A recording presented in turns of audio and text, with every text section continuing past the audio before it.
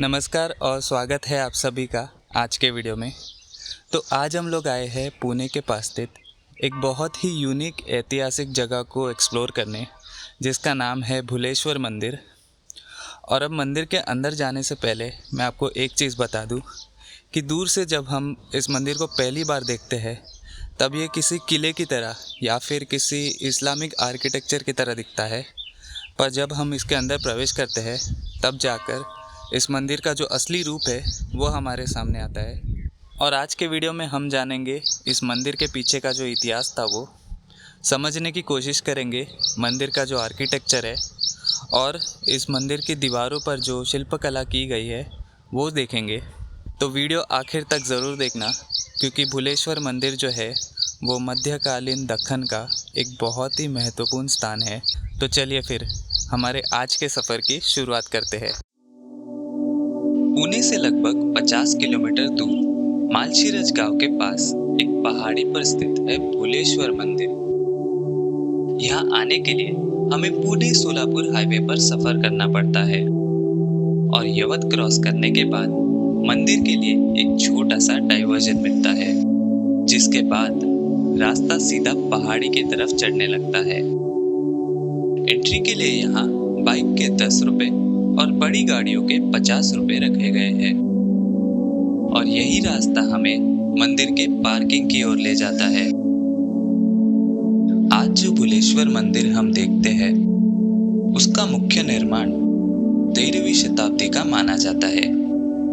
ये वही समय था जब यादव वंश दक्कन क्षेत्र में अपने शिखर पर था। उस समय उनका राज्य दक्कन के कई बड़े हिस्सों में फैला हुआ था और उनकी राजधानी थी देवगिरी, जिसे आज दौलताबाद के नाम से जाना जाता है। इतिहासकारों के अनुसार इस मंदिर का पुनर्निर्माण यादव शासक राजा महादेव से जोड़ा जाता है। इस दौर में महाराष्ट्र में हेमड़पंथी शैली अपने चरम पर थी। एक ऐसी निर्माण शैली जहां बड़े बड़े पत्थरों को बिना किसी लेप या चूने के केवल मजबूत तकनीक से आपस में जोड़ा जाता था। भुलेश्वर मंदिर केवल एक धार्मिक स्थान नहीं है, बल्कि सैनिक दृष्टि से भी ये बहुत महत्वपूर्ण है।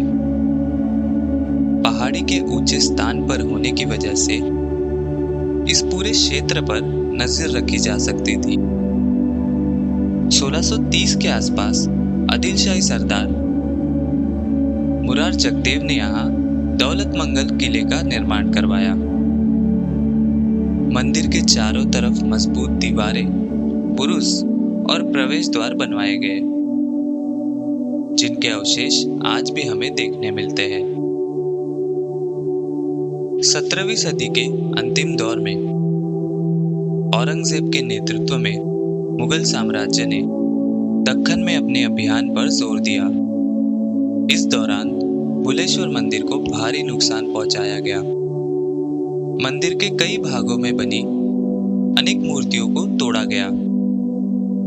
माना जाता है कि इसी विनाश के बाद मंदिर के बाहरी रूप में बदलाव किए गए, ताकि दूर से देखने पर ये एक सामान्य इस्लामिक इमारत जैसा लगे और इसे पूरी तरह नष्ट होने से बचाया जा सके।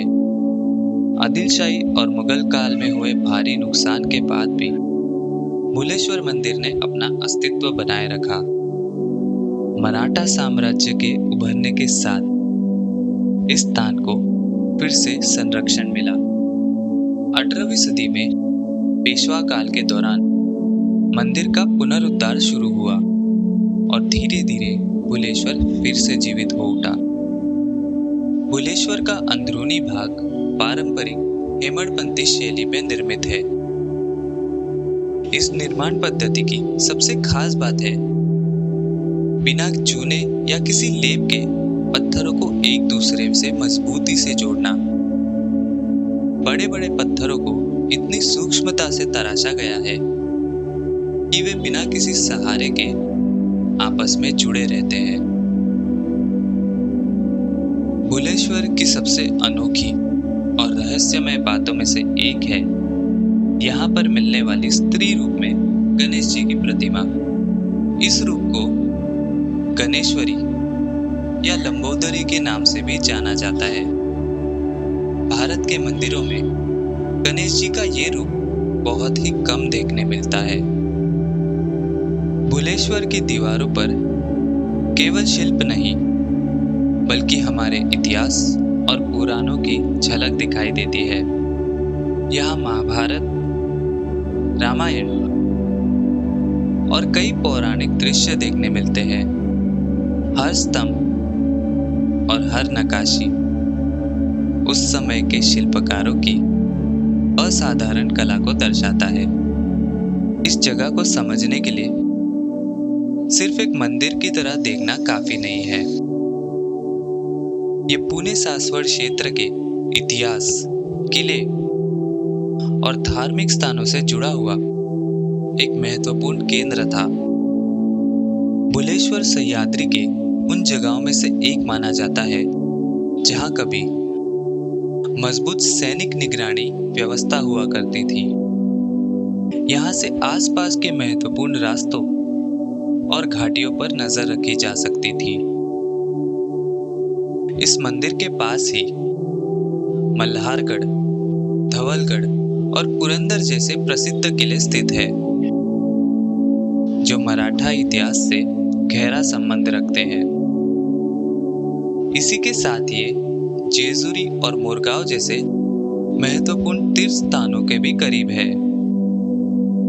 भुलेश्वर ने कई युग देखे, हर दौर ने इस पर अपना प्रभाव छोड़ा,